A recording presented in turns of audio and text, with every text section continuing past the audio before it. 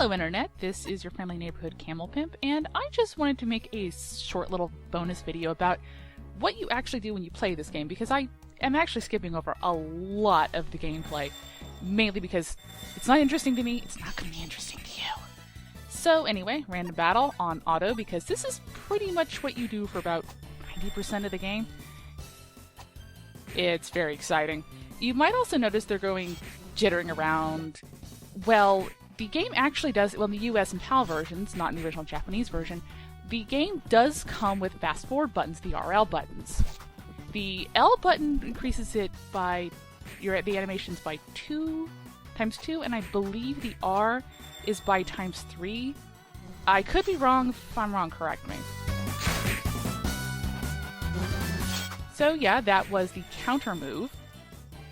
At this point in the game, our main character, well, he's the only one who can ever kill an enemy in a single turn.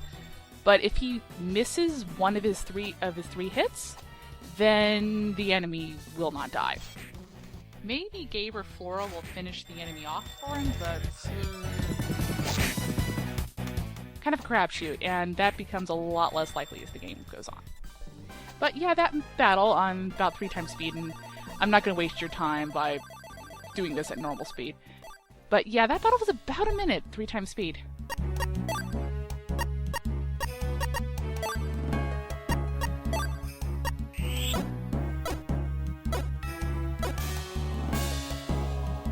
And now the timer is started.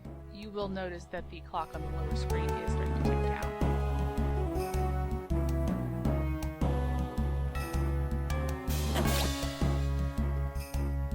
Oh, and right here, I just wanted to demonstrate a small thing.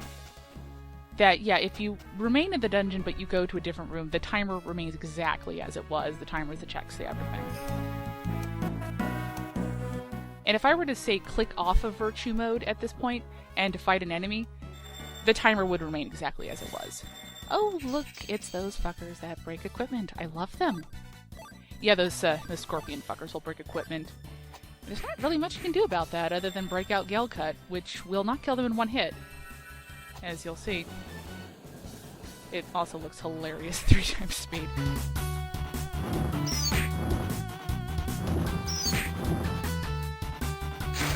I actually got really lucky there that it was close enough to death that Flora could finish it off, and that Flora decided to target it. I think there is an algorithm for what your characters decide to target. They will always generally target the strongest enemy, I think. God, I really don't know. It's especially Flora, because she's the one who can actually hit enemies on the top screen. As I've mentioned in the thread, but I've not actually mentioned in the text of the LP, the enemies, some enemies are on the top screen, and that is actually significant that your characters can't target enemies on the top screen. But in practice, you'll never notice that. Blue chest. By the way, if you go and you click on that blue chest, and you haven't killed all the enemies in the room, the game doesn't tell you that... it's not there, me in the past, stop that. The game doesn't tell you that, oh, you have to do something to unlock it. It doesn't give you any message whatsoever. So if you didn't pull up the hint text, or you didn't read the manual, then tough titties.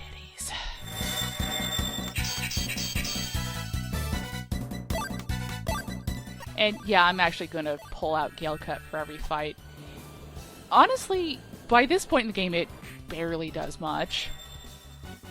But anything that makes the battles go a turn or two faster is... I mean, I might as well pull it out. Sure, her MP isn't doing anything else anyway.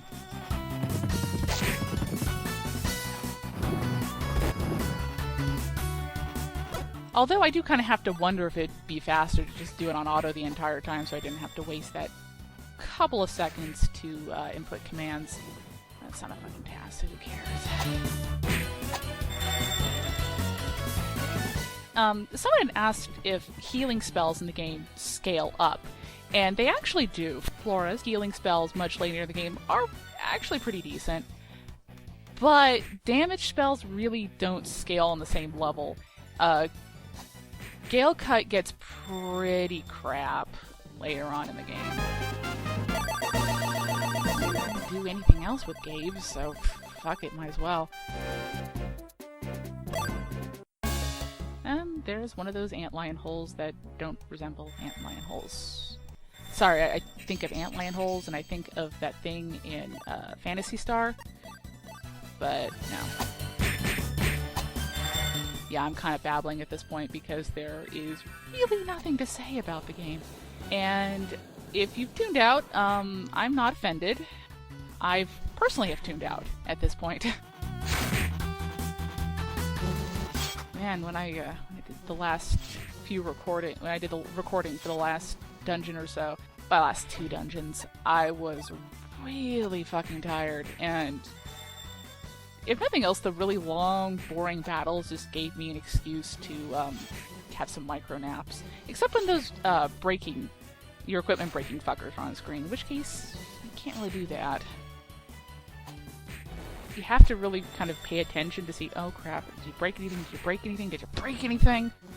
Because if they do and you don't notice it, and you accidentally save after the fact, yeah.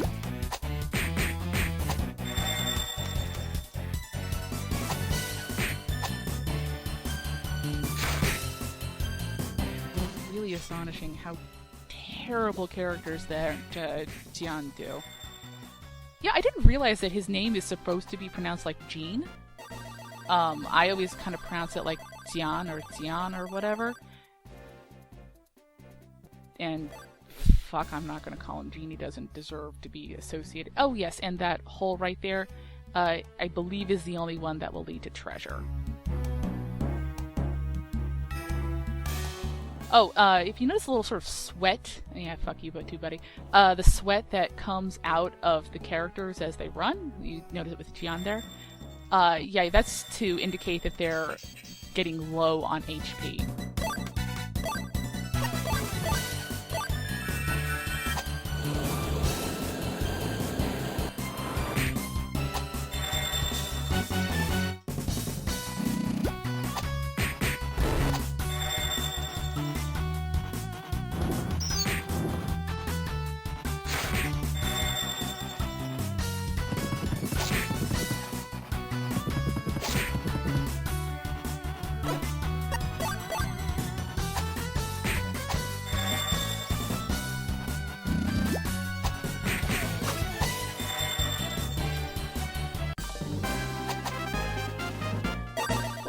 When you're doing the animation speed up, Flora looks really weird.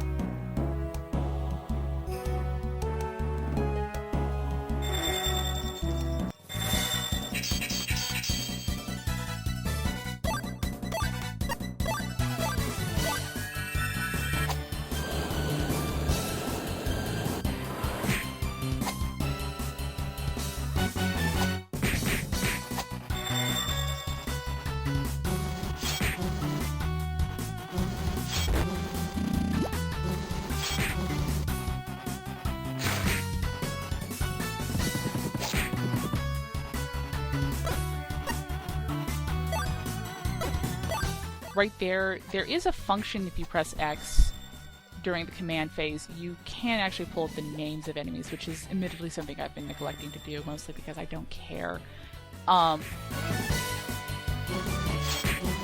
After this point, because this is at the Barrel Desert right before the Red Dragon Cave, we get the first dragon spell.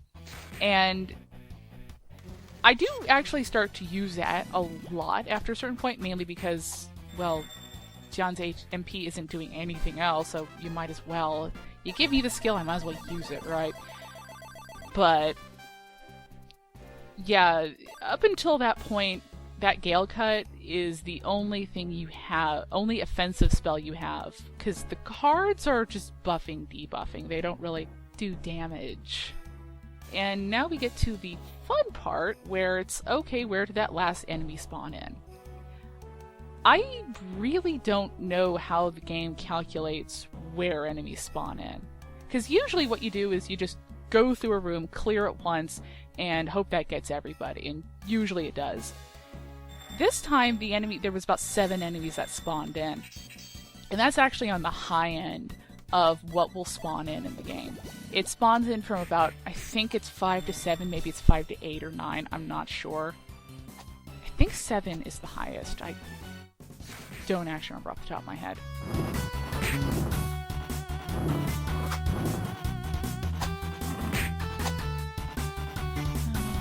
Don't bother with Gilka, you stupid idiot. The battle's almost over. Whatever.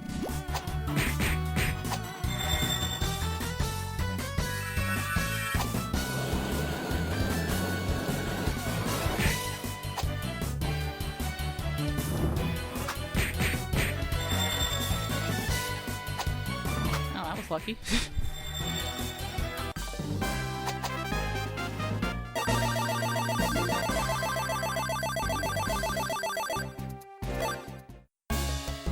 And there you go. That was clearing a room in Virtue. It's actually, this area in the Barrel Desert's probably the easiest to clear in this dungeon, and probably one of the easier ones to clear in the game.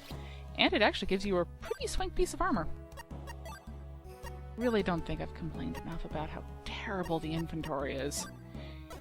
It probably doesn't seem that bad looking at it, but oh god, it's fucking awful.